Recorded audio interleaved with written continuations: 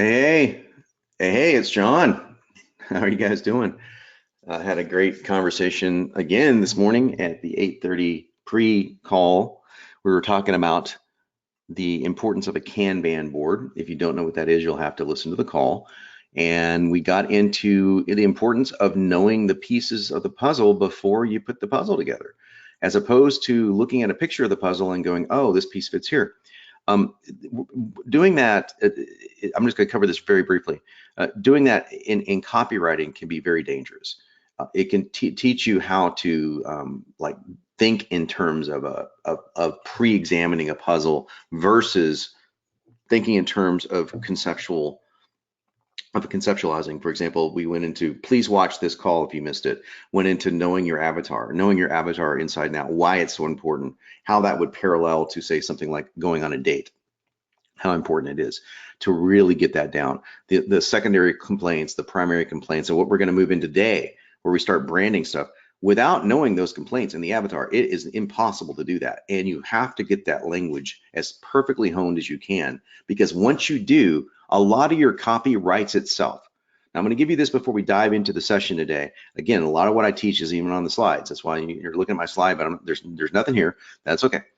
What I want you guys to really focus on today is the fact that you could write the most perfect letter in the world, like grammatically and copy and badassery and all the word alchemy in there and all that kind of stuff.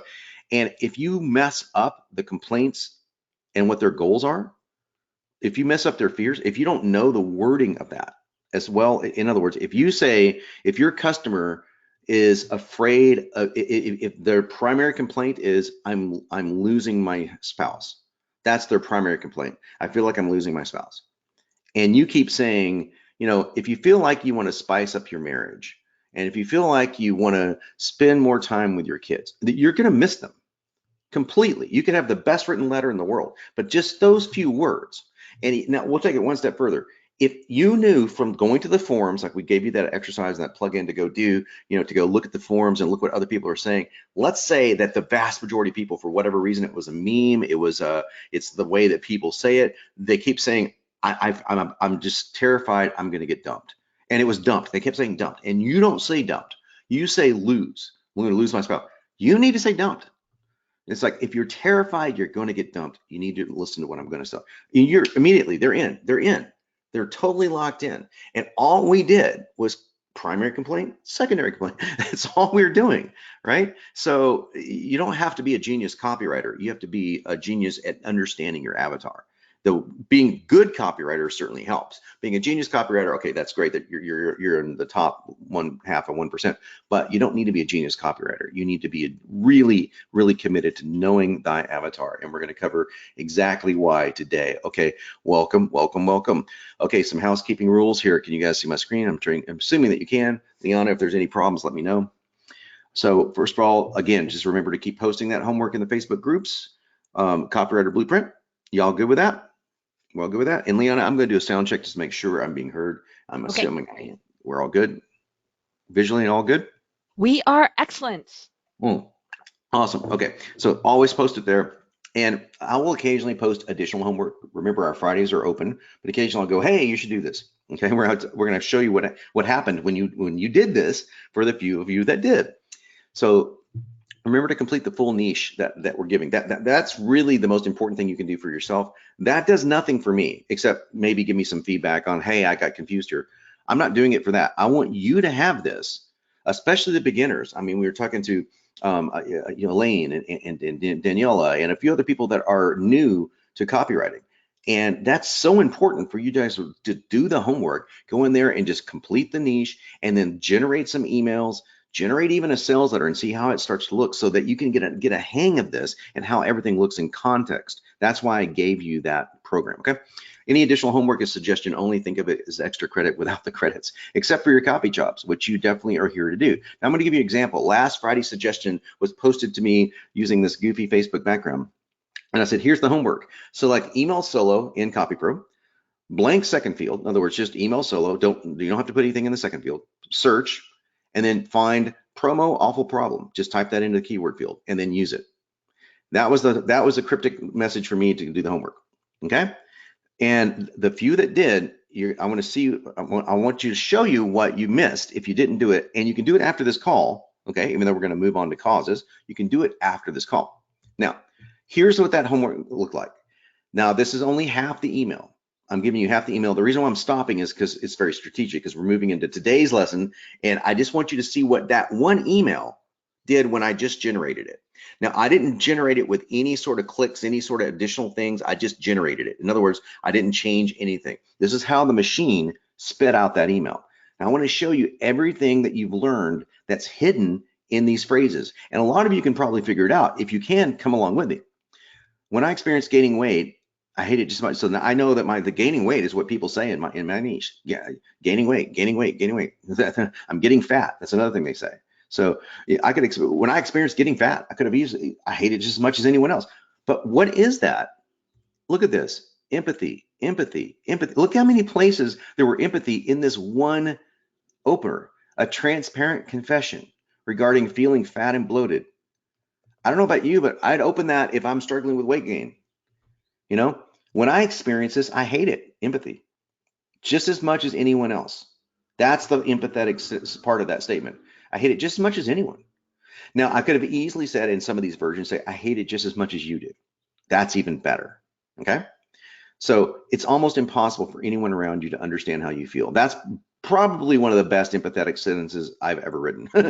So it's very cool to look at these, okay, in context. So look at these sentences and take them. It's okay that you take these sentences and you use them for yourself. In fact, I think that almost exact sentence was used in one of somebody's homework, so it's kind of cool.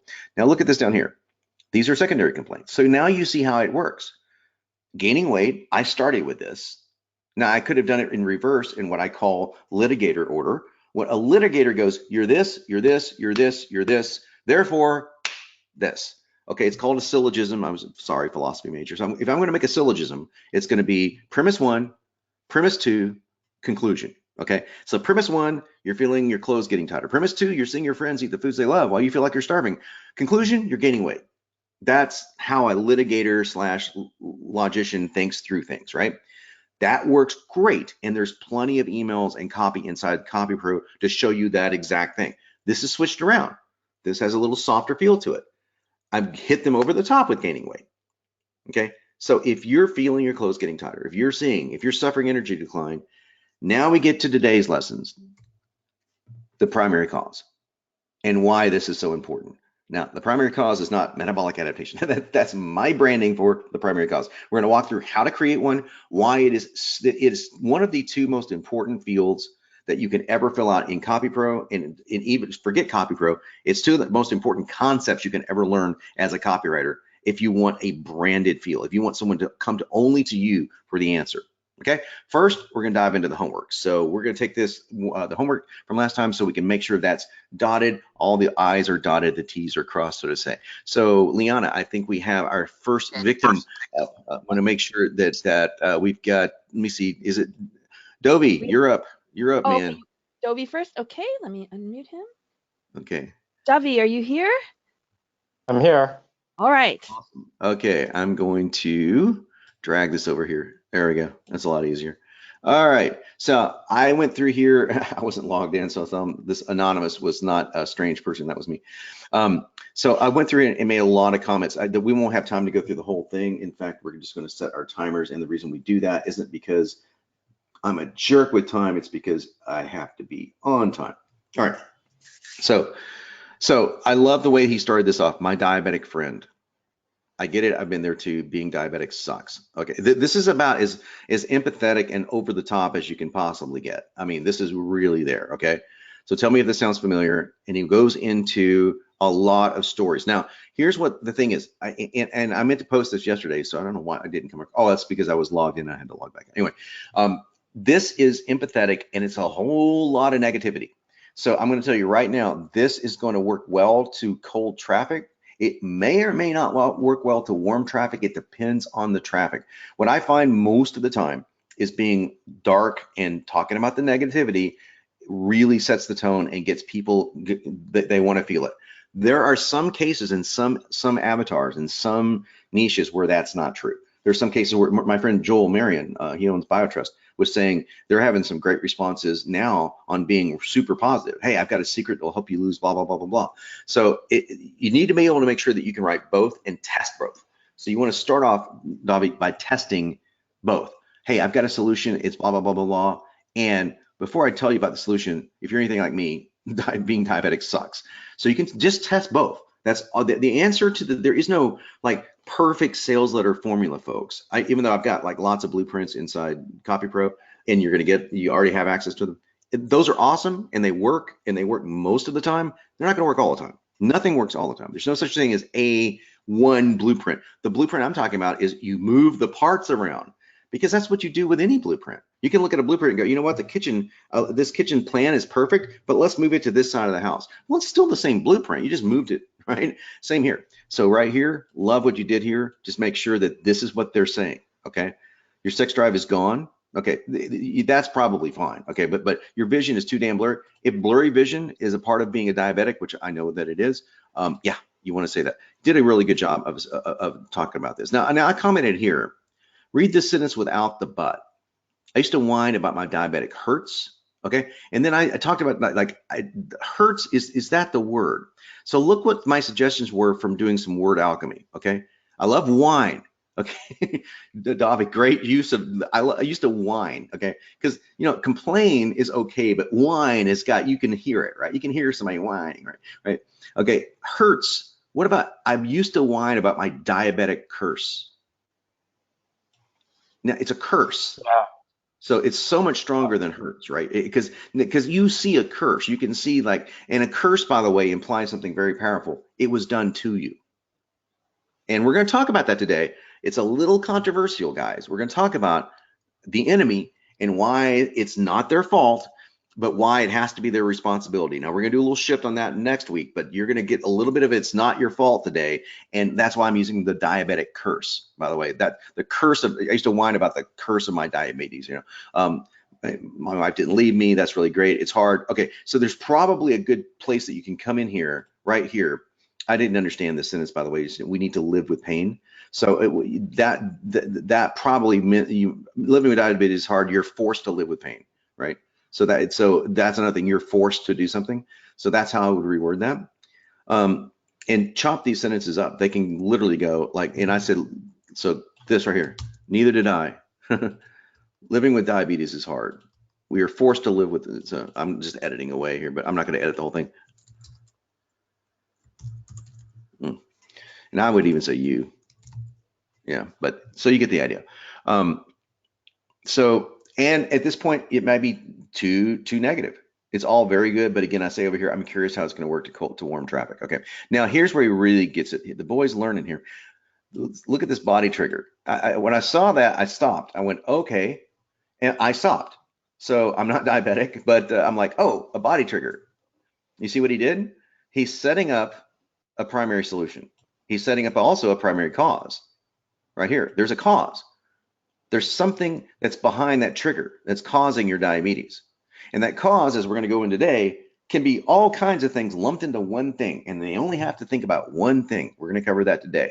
But the body trigger is great, okay? Okay, now this down here is excellent. Now look what he did here. It is very good. So what is he doing? Remember we talked about this is not only empathy, it's also using the persuasion quadrant, right? Remember we talked about like the senses and how you would use C words? He's seeing eyes. So we go back to lesson 1, guys. I mean, this stuff is in here. Dancing feet, seeing eyes, powerful heart, restful nights, energetic days. 2-word sentences. These are great, okay? And they'll read every one of them. There's not one of these sentences that the person's not going to read. Would they read this sentence if this was all one sentence? Maybe. Maybe. I don't know. Like this look. So I'm going to show you this real quick, Davi. Look. Now I'm doing 2 spaces just so you can see more. Diabetes stalls your body. I'd say shuts down your body by literally thinking your blood. John, when do you use longer sentences? Is there never a place for it? There's never a place for it. Yeah. Now look at what you can do here. And the reason I'm showing you, I say there's never a place for it. There's always exceptions to every rule, Davi. Okay. Diabetes stalls your body. Stalls is interesting. Shuts down your body. I would probably go with shuts down, but let's go with shuts down. Now I'm getting picky. Your body and by the way, the word literally it is rarely, if ever, needed by thickening your blood. Okay. Now, literally, if you use it, you have to be. Have you ever heard Steven Pinker's lecture on literally? You want to make sure by literally thinking, if you use it, it has to literally be literal. So people say, she literally, her head blew up. No, that's not true. That's a her head literally exploded. No, her head didn't explode. She's right. But this is a true literal by literally thickening your blood. And now you can say, now look, this forces you to write. It becomes sludgy. You can't move around as well. You see what I'm doing? It's the same exact thing that he wrote, just in 3 sentences that now everyone will read. So that's why I think it's a great exercise to do this. And if you ever need a longer sentence, like for example, like you might have one in a guarantee, you might have one in a testimonial. Sure, absolutely. But you can see how all these choppy sentences really help you read things. And the spacing in this is kind of strange, but just bear with me. So if it's like this, shuts down your body, literally thickening your blood. This is terrifying. Now, I talk about thick blood all the time. In fact, I wrote the letter for thick blood, by the way. It becomes sludgy. I love this. Like in my letter, I put this.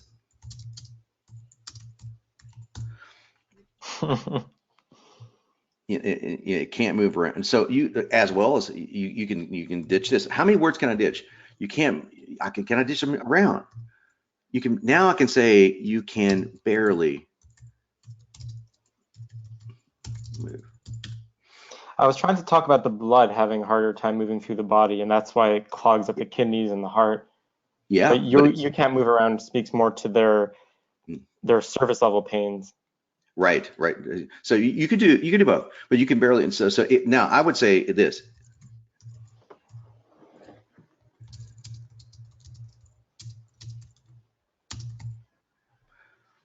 So now what am I doing here? It will get to the point where you can barely move. So I'm putting a big fear in there, right? Mm-hmm. I'm putting a massive fear in there. Now I know what you were saying with the blood, and that's totally cool. I was just taking it more into you, and you can do it either way. There's not a right or wrong, but that's as long as my sentences usually get. So it will get to the point soon where you can barely move. Now, even soon. So I'm going to add a word. Very rarely do I do that, because when I add a word, here's my rule. You would put the notes in. Now, is this proper grammar? No. To where you can barely move. So it's not proper grammar because we're not grammar people here. We're copywriters. It will get to the point soon where you can barely move. You can actually get rid of 2. So there you go.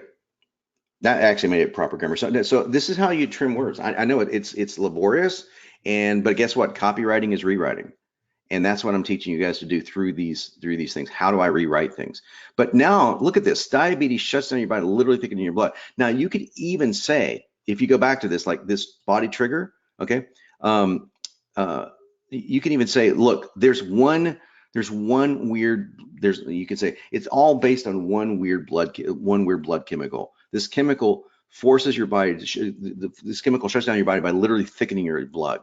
The chemical is, I'm making this up, I'm just giving you the ideas, right? It's specific to diabetics. It shuts down your body by thickening your blood. You become sludgy, thick as pea soup. It will get to the point soon where you can barely move. This is terrifying.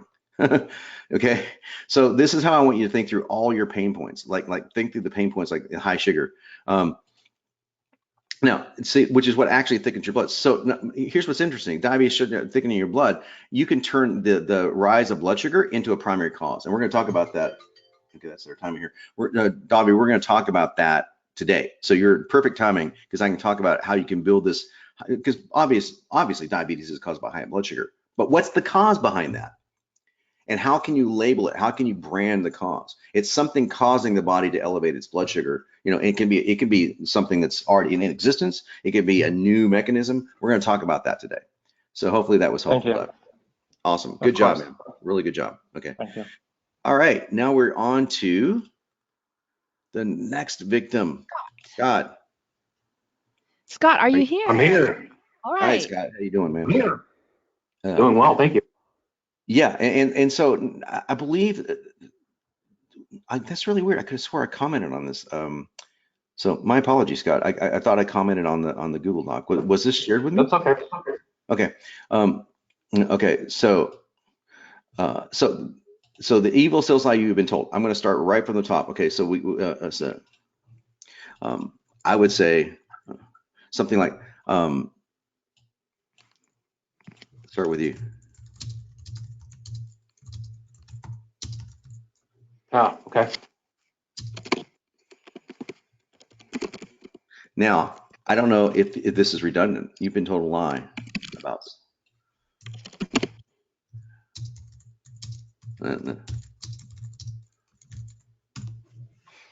Oh. I'm going to edit the word, but the reason why is because redundancy. I talk about this in copy training. Redundancy is good sometimes. Redundancy for that's accidental is never good. Okay, so do they know this brand? I know that what you're doing here, you sell Samurai is good. You know, that's a tier 3 avatar, and that's a good one. Okay, so the question I have here is, do they know this? Is this the first time they're being exposed to it? On this, yes, it was just for the project that you had asked us to do for homework. Right. So, but now let's take it as a real project. Okay, you know, so Didn't know they wouldn't. they wouldn't know it. So I would introduce this later. You know, Okay. you know, so let me see. So you've been lied to. You've already said it. You know what's interesting is it might be really interesting to start. It's not your fault you couldn't see the truth, because look at this. There's some mystery here. Like, if you don't mind, okay, you can always go back and if this is how the email started, it's not your fault you couldn't see the truth. So many well-intentioned people have lied to you. Now, are they well-intentioned? So many. Can we cut that out? So many people have lied to you. Maybe hard for you to hear or see. I'm just asking which ones we can cut out. The way you've been trained to sell just doesn't work. And here I would say, even if it kind of works, it's working at only half rate or whatever. Like, say, even if it's working a little bit, even if you think it's working, it's not working nearly well enough. Okay, something to that effect. So people that are saying, well, it is working, I'm making sales. Okay. So you're getting really quick here into the mechanism here. Okay, so most training relies on logic. If this is an email, that's good. If this is a sales letter, this is too quick to get into the mechanism. So the mechanism is, well, here I'm talking about, like, here's the problem. You know, most training relies on logic, and so your sentences are nice and choppy, but they're not written in a conversational style. So let's make it more conversation just by doing this, like just things like that. Yeah, here's the deal. Most training relies on logic. Now check this out, right? So, so again, you can say most sales training, because that's fine here. Then say, why is that bad? Why bad here? And that's why you get so many objections. See, I just need more of a, so when you think of copy, you want to think into these kind of chunks, okay? So you say, so this is, are you familiar with when I say Socratic method? Yes. Okay, so this is Socratic method. So not literally, but when you ask a question where you're directing the prospect toward a specific answer, you're wanting them to say yes. This is very simple Socratic method, but it's still Socratic. So most sales training relies on logic, right? Well, have you ever thought about this? Logic is blah blah blah blah blah, and that is why you're getting so many objections, and that is why you need help.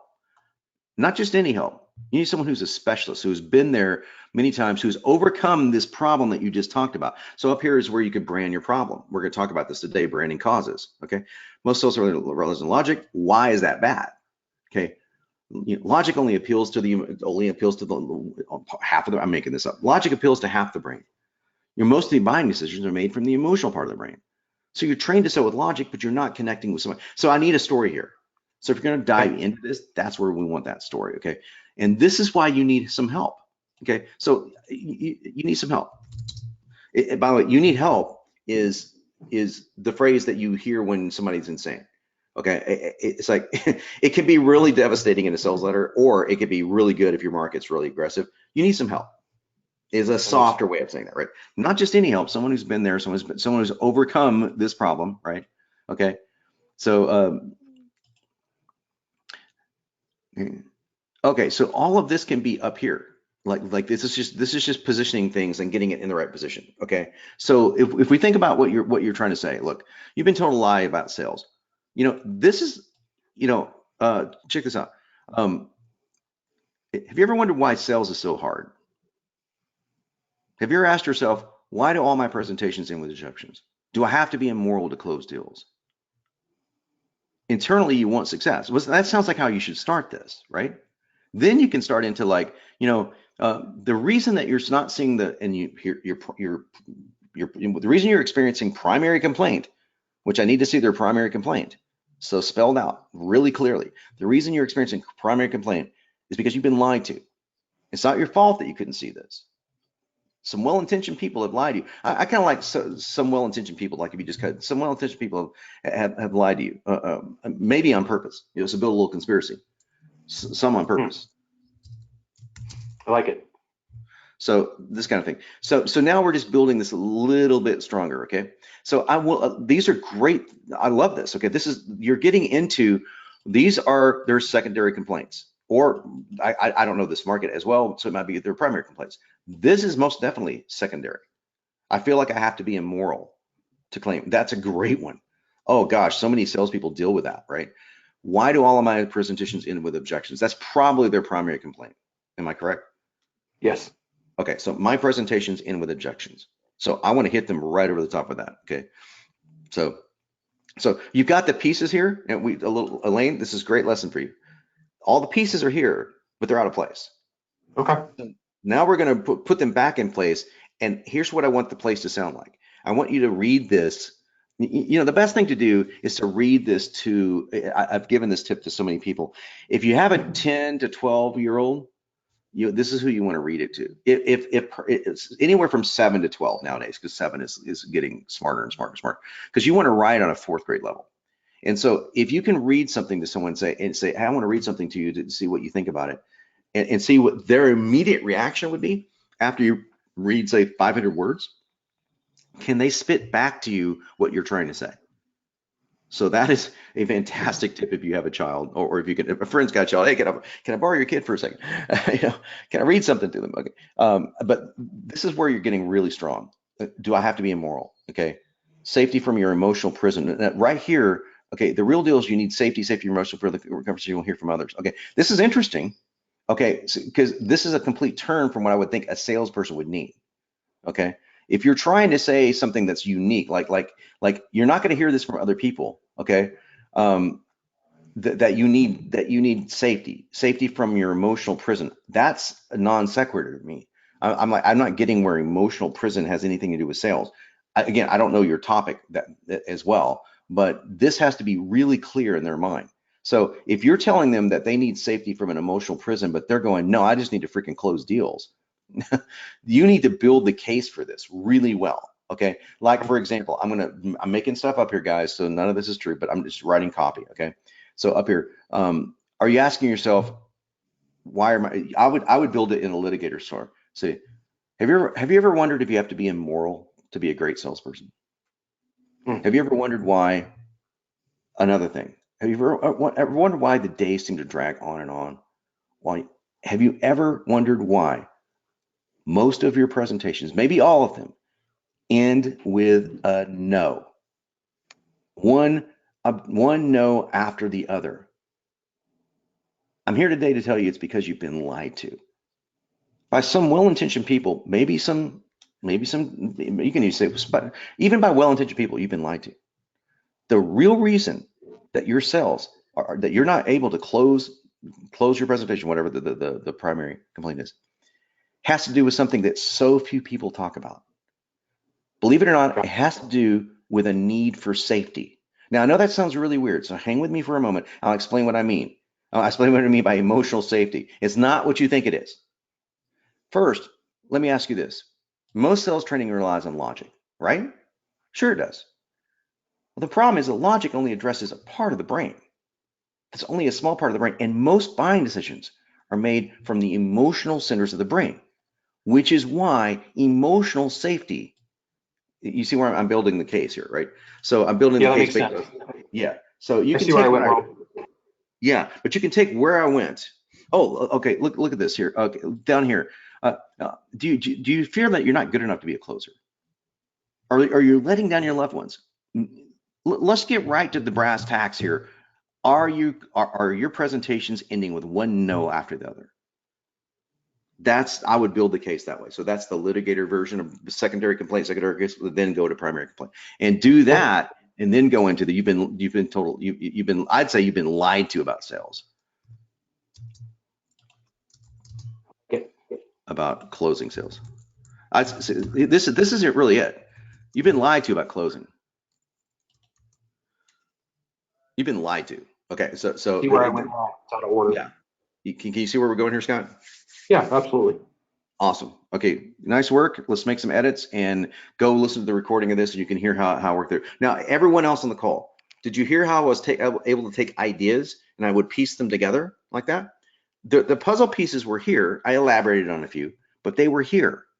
So where I'm going with all that puzzle pieces is where you guys will be. All this stuff is transcribed, and you will see how I'm doing it. You will see I'm building a case. I'm working from the start. I have to know what the primary complaints and secondary complaints are. I have to know what my avatar's pain points are. Without doing that, can you see how that would be impossible? Okay, I was making some stuff up in here because I'm not super high up on the selling from a presentation point of view, even though I kind of get it. I just, it's not my forte, but I think you can see where I'm going there. So hopefully that was super helpful. All right, let's dive back into the class. All right, good guys.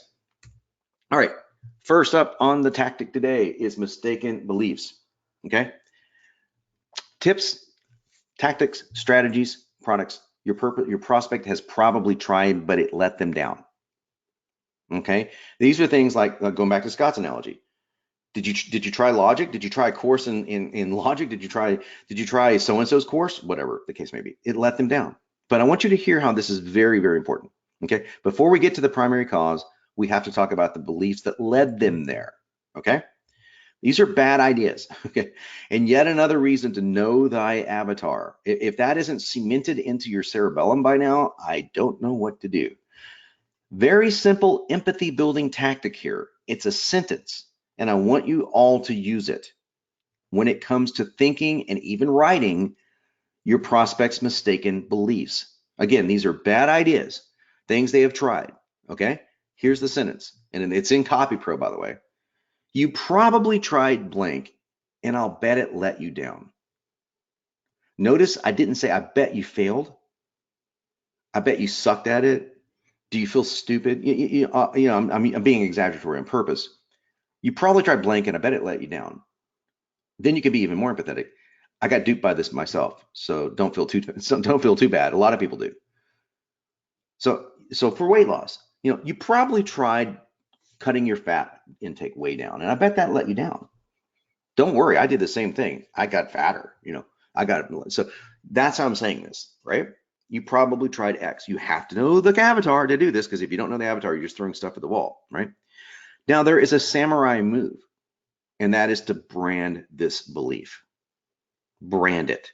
And guess what, guys? Homework is all about creating mistaken beliefs and coming up with names and branding them, because if you can brand that belief and you nail a good one, not all of them will be good, guys. Not all of mine are good, but occasionally I'll hit a home run and somebody will start speaking back to me and goes, you know what? I fell into that whole list envy thing, man. I'm totally sick with list envy. I totally fell into that trap. They will start speaking their own beliefs back in your own branded language. And who else are they going to think about? You, your product, your service, whatever it may be. So you're going to focus on words like myth, lie, hoax, deception. And again, what is the subtle and not so subtle psychology behind all this? If something is a myth, a lie, a hoax, and deception, etc., is it their fault? And that's where I'm trying to push you today. I'm trying to push you in a place where you're going, you know what? It's not your fault.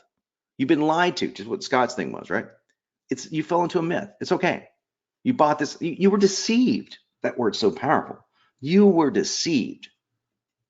Now, I'm very famous for a phrase, it's not your fault, but now it's your responsibility.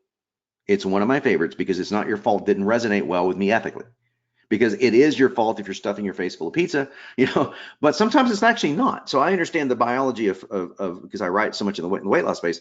There's a lot of biology and psychology there that really isn't their fault. A lot of it happened when they were kids, how they were brought up. So I talked to them about that. But now I say, now that you know all that, it's your responsibility. Now you have to take action.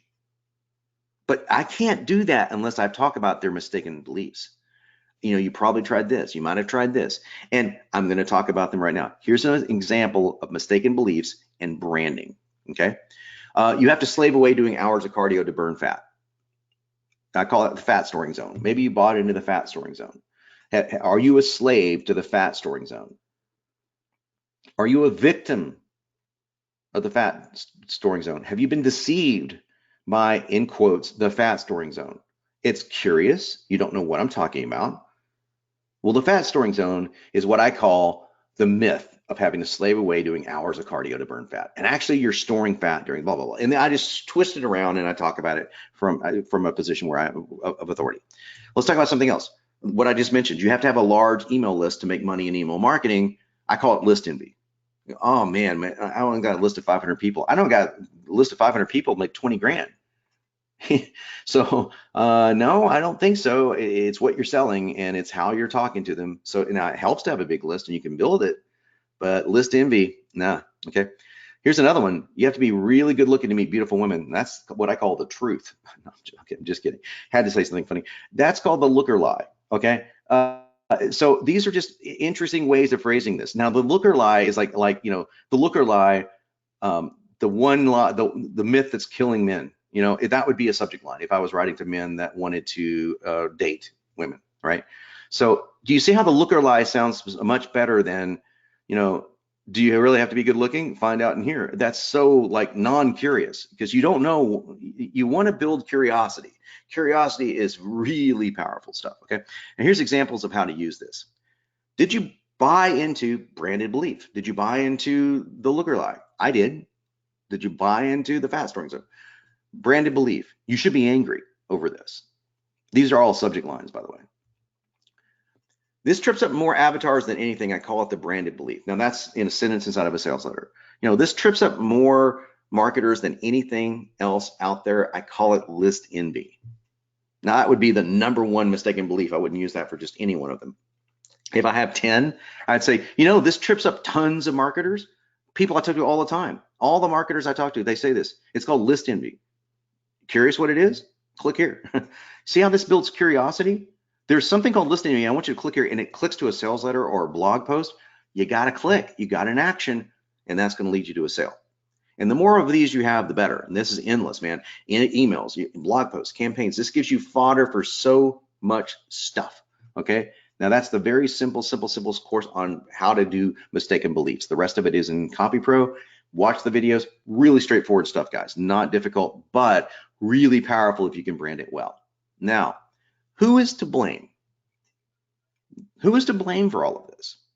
People will take responsibility slowly and only after you have earned their trust. Now, going back to Scott's letter, he hadn't earned my trust yet when he talked about emotional safety. I was like, what? Didn't earn it. But the way that I reworded it, just kind of verbally, right? That was building trust. And especially if I would have said, look, my name is Scott. I've been there. I've done this. And now I'm doing X, like a little brief rapport story thing. That would have even been better at earning trust. So people have to earn your trust before they're willing to take responsibility for absolute sure. You don't ask for responsibility right off the bat. It's a slow process, right? And that's why it's vital to create an enemy. An enemy is the source of the propaganda that they bought into. It's the source of those mistaken beliefs. It's the source of all the bad information out there. And it is the lies that have held them back from success. In other words, guess what, guys? Again, it isn't your fault. There's an enemy out there, a really scary enemy. And the enemies are very simple. The media, mainstream magazines, so-called experts, doctors, TV shows, etc. Whatever is peddling bad ideas to your prospect. I always pick one. I sometimes in Copy Pro, I'll say, a lot of people think it's those so-called expert doctor shows or the rags that you see. What do they call now I'm forgetting what the National Enquirer diets and all that stuff. You know who I think the main enemy is? The main enemy is the media. The media makes makes it look like all you have to do is X, or the main enemy is Oprah. It's like, I'm going to say an enemy. You've probably fallen into the Oprah spell, or nah, I don't really say that, but you guys get the idea. I'm looking for an enemy, because when there's an enemy, there's someone to fight. There's something to fight, right? Now, this is borderline conspiracy theory, just without over the top conspiracy. I mean, many letters I've read, it's like, oh, it's the government. Okay, the government's got this, all this kind of stuff. Okay, whatever. If there's some truth to it, fine. But I'm totally being serious when I say this is the media's fault, or this is what my primary enemy in weight loss is. It's actually the internet. It's like, what the number one thing is? The internet. The internet's just full of confusion. You don't know who to trust. I realize I'm on the internet, and I'm going to prove to you that you can trust me. I'm going to prove to you that I'm the guy you're going to trust, because I'm going to tell you all the lies. I'm going to tell you everything you've been deceived by, and I'll spell out all the mistaken beliefs that they've been deceived by. And they're going, oh yeah, I bought that damn gazelle that is sitting over there as a freaking coat rack now. Yeah, I bought that diet, didn't do a damn thing. And they're shaking their head yes the whole time as I'm talking through this stuff. Say, look, this isn't your fault. You bought into this because of the freaking internet. Okay. So anyway, you get the idea here. Okay. And all of this leads to what the most important thing is. It is so crucial, the primary cause. It's the real cause of your prospect's problems. All that stuff, the complaints, this complaint, that complaint, the primary complaint. You know what's really causing it? You know what's really causing your diabetes to go sky high, or your blood sugar to go sky high? You know what's really causing you to gain so much weight? You know what's really causing your marriage to fall apart? What am I saying? You know what's really causing primary complaint? That's all I'm doing. You know what's really causing it? But notice the inflection. The real cause behind all of it is one thing. And if you fix that one thing, you fix the whole problem. Now, inside that one thing, by the way, it can be a whole cluster of stuff, but you want to make it one thing. That's called a primary cause. It's always something outside themselves, but something they can control or manage. Okay, so it can be a gene, it can be a process that they've been, it could be something they don't know. It could be a lot of things, but it has to be outside themselves.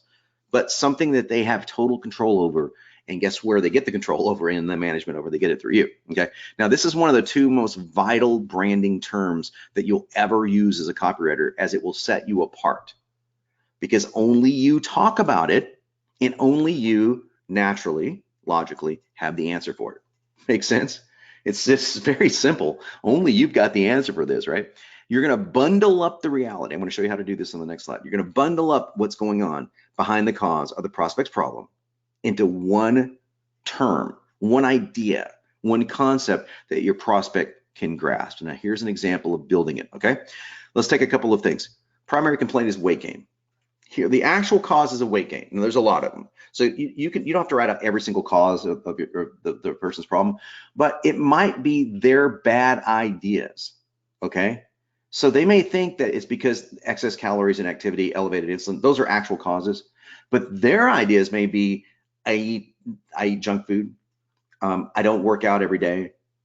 They don't know anything about insulin. So that's what I might say. It's really not. And by the way, both of those things are not true. They're literally not true. So, I mean, and I've proven this for 20 years of doing this. So I ate McDonald's yesterday. Okay. I figured out a way to do this, and I don't eat McDonald's every day, of course, and how to not even take the calorie thing out of the equation. So I'm not asking you to lie. I'm not asking you to be deceptive. So you need to know the actual causes. So it's excess calories, obviously. Well, there's a ton of others. There's genetics. There's a lot of other things. But what it really boils down to, the bundled cause is really a metabolic disorder. What causes most weight gain? Most weight gain. Not everyone. Some people just emotionally eat. But a lot of people have a metabolic disorder. And here's what's interesting. It came from overeating for many cases. But in other people are born with it. Okay. So I call that metabolic disorder metabolic adaptation, which you saw in the email. And you know what's really causing your weight gain? It's not mistaken belief. It's not mistaken belief. It's not mistaken belief. It's not even excess calories. So I'll say something I know is technically true, right? It's something I call metabolic adaptation. Now I'm going to show you some tricks to saying that. It's something that experts everywhere are now calling metabolic adaptation. Well, experts everywhere is such a vague phrase. I've got 3 people in my company and they live in 3 different states. So That's experts everywhere. I mean, you know what I'm saying? You can, and one of my friends is a doctor. So I say, it's what doctors are now calling, because he's a doctor. He uses this phrase, so metabolic adaptation. So now it's not and I chose this on purpose because it's not anything pithy. It's not anything special. But you haven't probably heard it. And when you see the words, you kind of know what they mean. But I'm going to twist the meaning a little bit. And this is what you're going to do. You're going to define the primary cause. I called it this. And what's the description? Certain genes in your body trigger your brain to crave food. Now, what have I done there? You're craving food because of certain genes, not because you're a bad person.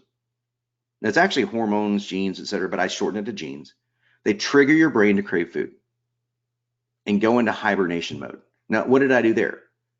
And go into hibernation mode. Well, that's the inactivity. Notice that that's the inactivity. Oh, I'm not inactive because I'm lazy. That's part of it. I'm inactive because I'm in hibernation mode. And this is all true, by the way. It's a cycle. When you get into metabolic disorders, your body starts shutting down like a bear. You start like wanting to go into hibernation mode. I don't want to work. I want to sleep all the time. I want to eat. Okay. This causes your metabolism to adapt to a slower rate. Okay. Which means you can't burn fat. A simple fix in a moment reveals tricks. A simple fix in a moment. I'll reveal in a moment. Excuse me. Tricks these fat genes. Notice that it's a simple fix. It's a simple fix. I'll reveal in a moment. Tricks these fat genes and shuts down metabolic adaptation. Now, the problem is so easy to understand. It's one problem, metabolic adaptation. And I'm going to teach you a trick to shut it down like that. So what have I done? In this conversation with you, you probably learned more about weight loss than you probably ever wanted to know, but I'm taking something that I know a lot about and I'm teaching it to you. But I want you to do the same thing. To take something that you know a lot about and do the same process, okay? But I took all this stuff from runaway insulin levels to certain gene markers to all the other stuff, laziness, and I built it into one phrase, and that one description of that phrase covered all of these things, and it took that person off the hook. I'm going to put them on the hook. Don't get me wrong. I'm not saying, hey, this is totally not your fault, all that pizza you've been eating. Nah, body positivity, man. Body positivity. I'm not there. I'm not that guy. I'm going to say, now listen, now that you know about metabolic adaptation and you know that this whole thing hasn't been your fault, it's your responsibility to do something about it. And the good thing is there's one thing you can do about it. We're going to cover that one thing, not this week, it's coming up. So the one thing is called the primary solution, as you probably have figured out. But now you see why it's so important to make your prospect believe one thing. I got this problem, and there's one answer. It's all wrapped up into one thing. Now, can you always do this? 90% of the time you can. 10% of the time, it's just not possible to do it. But it's still a great exercise to work through. By all means, you should try it. Okay, so many uses for this. I could go on and on. Okay, something experts, doctors, researchers, those in the know, if you don't want to say that, those in the know refer to as metabolic adaptation. Could the real cause of your weight loss or weight gain be metabolic adaptation? Subject line, headline. Metabolic adaptation mystery. Weight gain cause discovered. So whatever your primary cause is, mystery. It's a mystery. Okay. Mystery weight gain cause discovered. Okay. So that's another way to say it. It's a mystery weight gain. Mystery email blocks or mystery copywriting woes cause discovered. You could put in anything there, right?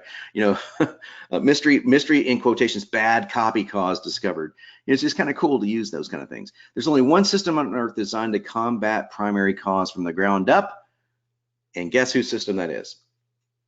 If everyone's not subscribing yours by now, I've done something wrong today. Now can you see I'm building a case one step at a time, and it's in a blueprint. It's in a formula. I know my avatar. I know what their primary complaint is. I know what their secondary complaints are. And then I'm going to go through and say, guess what the real problem is? Surprise. And I'm going to give you the last psychological tip before we get to questions and answers. I'm glad we have a little bit of time today for that. The tip here is something to really grasp onto. You will make more sales as a copywriter if the person reading your copy has an aha moment and something goes through their brain that says something to this effect. So that's why I haven't been able to blank. I've never thought of it that way. Oh, okay. So That's why I haven't been able to blink. If you can, that blank, that's why I haven't been able to primary goal, which we're going to be covering next week. But that's why I haven't been able to lose weight. That's why I haven't been able to make it in copywriting. That's why I haven't been able to make my marriage work. That's why. I never thought of that. I've never heard this before. And guess what?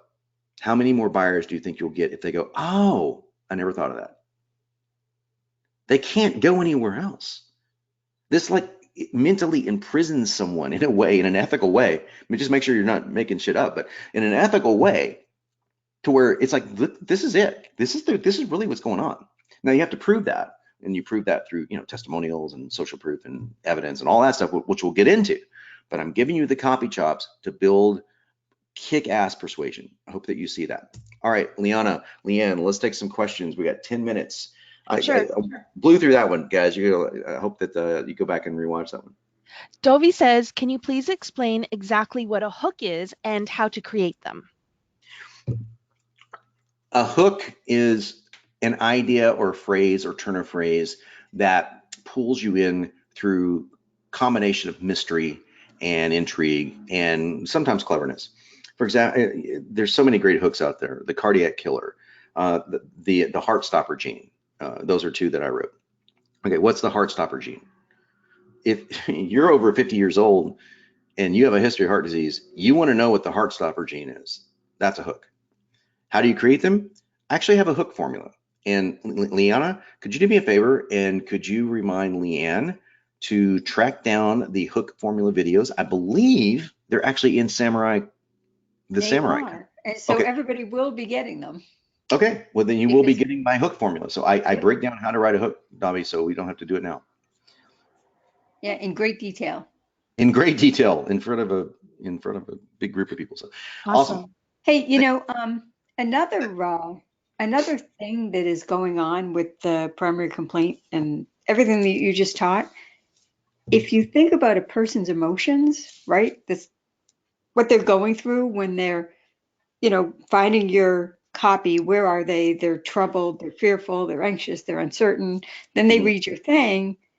And now what does that make them feel if they get that aha moment? Like, oh, that's the thing. What do you feel? Right? So you're also putting them into more of a buying state. You feel hope. And people buy when they feel hope. Right. Your job as a copywriter is to, again, we go back to, remember, seen, heard, understand, validated, right? What does all of that do? Well, I'm kind of revealing the lead before it happens, but guess what all this does? When you reveal the primary solution, it builds hope. Now, I'm not talking about false hope. I'm talking about real hope. I haven't thought of it this way. This is something new. I'm going to give this a shot. Do we use this as copywriters to sell something that isn't new? Yes, I do. Yes, I do it because I know that if I'm selling something that isn't new, like a specific diet or a specific way of looking at food, or like a keto thing. So I'm a big keto guy. I do a different version of keto than most people do. So I can talk about keto and go, everyone's doing keto wrong. I've got a secret way of doing it. It's true. My way of doing it is completely different. So there are other people doing it? Sure, yeah. But they don't have my particular brand of this, so I'm the only person in the world that has X, that kind of thing. And the most important thing for me is to get someone to take any sort of action that they're taking it from a position of fear, granted, like, hey, if I don't do something, something bad is going to happen, but hope, because that's the only two things that motivate human beings. Love is one of them, but fear and hope. Fear and hope. That's what your job is, to completely instill fear, but give them so much hope that they're like, I feel if I get this will do it. Because hope is going to propel them into momentum. And after that, your job is out of your hands. You can't do anything about it. So I want to make sure we get as many questions as we can. I can go on and on about the psychology of persuasion here. But okay, next question. Derek asks, do you have more examples to check out of primary causes? Yeah, there's tons of them in CopyPro. Can you see now why I gave you that software? No. Yeah. Go under primary cause and look at examples. So yeah. And by the way, if I went through tons of examples here, guys, it would be a waste of your time, because that's why I gave you software, and I'm trying to get your questions answered. So I wasn't trying to be chintzy on my slides. I want to give you the concepts of it, because I could give you 30 different versions of it, but it's already in CopyPro. Now, when you were going over Dolvy's homework in the beginning, Judy asks, what's the rule for adding soon?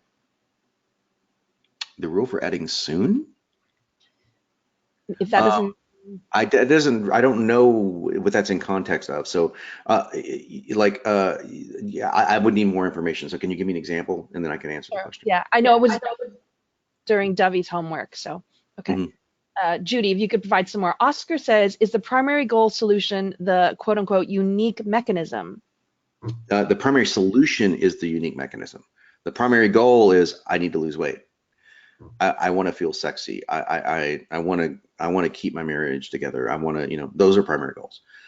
Primary solution is the marriage formula. I'm making this up. That's not a great one, but you get the idea. The intimacy formula. Now that is a good one. That is a really good one. So if I'm writing a marriage thing, I'm saying, look, I've created something called the intimacy formula, and it's also not a bad product name, but the primary solution is not the name of your product. It's the mechanism. So you can name it really something like you can name it like the intimacy quadrant, or like I did for the persuasion quadrant. Okay, my course isn't called the persuasion quadrant. It's called Copywriter Blueprint. So I could say, look, what makes the Copywriter Blueprint work is something I call the persuasion quadrant. Okay, which is true. I mean, that quadrant is overlaid on every single thing that I do, and every single thing that you should be doing. And by the way, when we get into the full form structures of stuff, like which we're going to break down sales letters in the last week here, like you'll see how I'm going block, block, block, block, block, and you got the templates inside Copy Pro too. So yeah, it's pretty cool. Okay, next. I'm gonna go as quick as I can, not because I'm trying to slide anyone, but because I'm going to get as many questions in as I can, and I do have a hard stop, unfortunately. Okay, yeah, Judy's actually just going to review the homework, and then maybe Judy, you can post it in the Facebook group. Sure. Daniela says this is super genius. Thank you. So. And Oscar is saying the product itself is not the mechanism, and that's true. That the is true. mechanism is the part of the product that gives them hope. Right. And, so you've given the example of the Beechwood Ale, right? Okay, so yeah, so Beechwood Aged is the Budweiser from the 70s that made them $2 billion. Budweiser beer, Beechwood Aged, to give you that blah, blah, blah, blah, blah. I can remember it from when I was 5 years old. Every beer is Beechwood Aged. They've made that term up. That is a primary solution. That's a perfect primary solution, because everyone thought, oh, that's got that freaking Beechwood stuff. It must make the beer good. Well, that's just a term that they made up. That's the same thing everybody else was doing. But now no one else can come back and go, hey, we're Beechwood Aged too. Not only because they trademarked it, but because that would make them look stupid. And that's the power of that. So another one is P90X. Okay, they took muscle confusion. Now let's take something like muscle confusion. There is nothing copy heavy about that. Muscle, obvious. Confusion, obvious. Put two words together. So don't think Derek and those guys that when you're like, any more examples, you don't have to get complicated on stuff like this. Same thing with the primary cause. It doesn't have to be, the XYZ 455 factor gene syndrome. That doesn't have to be something like that, right? It can be something so word simple, but it just sounds good. And it just sounds, oh, I haven't thought of it. So when people heard muscle confusion, when I heard it, I go, oh, Joe Weider, 1975. That's already been around. That's the actual term he used. They just lifted it because you can't copyright a term, I guess, not like that. And they said what makes P90X work so well is muscle confusion. That is a primary solution, which we're going to get into next week. We're dealing with causes right now. But yeah, that's the primary solution. Different deal than the product. Okay. Dovey thought you said there were 2 VSLs in Copy Pro. He'd like to see the other one. He's only seen one in there. Nope, there's only one. I only said there's only one. There's 2 sales letters and 1 VSL. Be happy with it. I've got tons of VSLs in Accelerator. So yeah, if you want to check those out there, knock yourself out. But okay, he wants to review some pricing sequences. That's the why. Yeah. Oh, there's great pricing sequences in Copy Pro. They're very simple. But in Accelerator, there's that's what Accelerator is for. So one of the reasons there's not a VSL stuff in there is simply because of time. I mean, we're just having to hire people left and right, copywriters left and right, to start populating this big beast of a machine. The other reason is because Accelerator exists. Accelerator is the #1 VSL course in the world. It's already got my entire formula down to every single slide. So you don't need anything more than that for a VSL. But for people that don't have that, we want to put it in Copy Pro, but it's just going to take some time. So And by the way, the VSL that's in there is just a video script to show you the possibilities of it. That's why it's a bonus. So Okay. next, I don't see any more questions come up. So last call, everyone. last call. I can't believe can you believe we finished at 10 o'clock? Oscar got, okay. Oscar Oscar. got one in. For an online coach who coaches other coaches, I made up a primary cause. Coach overwhelmed to encapsulate all their problems. Now the challenge is creating a unique mechanism since the coach doesn't have one. So coach overwhelm. Yes. So you might want to think of it from the perspective of, okay, so if I know that I'm overwhelmed and I know I'm a coach, it doesn't sound like a primary cause. You want to have something that sounds like it's something a little bit they don't know. You know, like if you think of terms like so if you say coaching confusion, for example, well, they know they're confused, they wouldn't be there otherwise. They probably feel overwhelmed. What have they not thought of? What's a term that maybe isn't, that they would normally not associate with this? Now, I'm going to make something up. This is not a good primary cause. But if you said the real problem of your cause is something I call Coach X, okay, that's actually a really bad one. But Coach X is something like, okay, COACHX. Well, you don't know what that is. So that builds intrigue. You know, I know what overwhelm is. Now, muscle confusion, I know what the word confusion means. Now, I know that's a primary solution, but I know what the word confusion means, but I don't know how those words fit together. So coach overwhelm is I already know what both of those terms mean. So I'm going to push a little harder and let's create something a little more like, oh, that's interesting. What is that? And that's what I want to hear. How about like something like coach anemia or something like that, where something like that, but like that. I mean, it's right off the top of my head, but something right. where, anemia is you don't have enough of something, right? Right. Yeah. So you could play around with a term. You could say coach anemia. Now that's not good either. But yeah, you want to be thinking along these lines, Oscar, rather than that. And I didn't understand the second part of the question, but I'll take that and then we'll call it a day. But so what was the second part again, Leona? He says, now the challenge is creating a unique mechanism since the coach doesn't have one. Well, okay, so yeah, I'm going to challenge you on that one, brother. If you're teaching people how to be a coach, I mean, Tony Robbins is probably one of the best people in the world at that stuff, and boy, does he ever have a whole lot of unique mechanisms. So he's got tons of them. Yeah, I think you could find a unique mechanism in anything that's designed to get people to become a coach. Like it could be a system, it can be, look, the so-and-so system is only found within the coaching blueprint. Now, I'm not suggesting these are the names, but the so-and-so factor, the so-and-so quadrant, the so-and-so deal. So think in terms of that, but that's not till next week. So I don't want to jump ahead. So primary causes, let's get that primary cause down. Something I call, it doesn't have to have the word coach in it to give you a hint. Go ahead. Oh, okay. Last question is Dovey wants to know where he can see the pricing sequences in Copy Pro. Download any of the sales letters. Okay. And when you said covering that next, is that next week or Friday? Judy, you may want to take a look at the syllabus as well, just to make sure you're on track. Yeah, take a look at the syllabus. And also don't forget that you get Accelerator as a gift from me. And that Accelerator is coming, is it this week or next? So we're giving people Accelerator access. Is it this week, Leanne?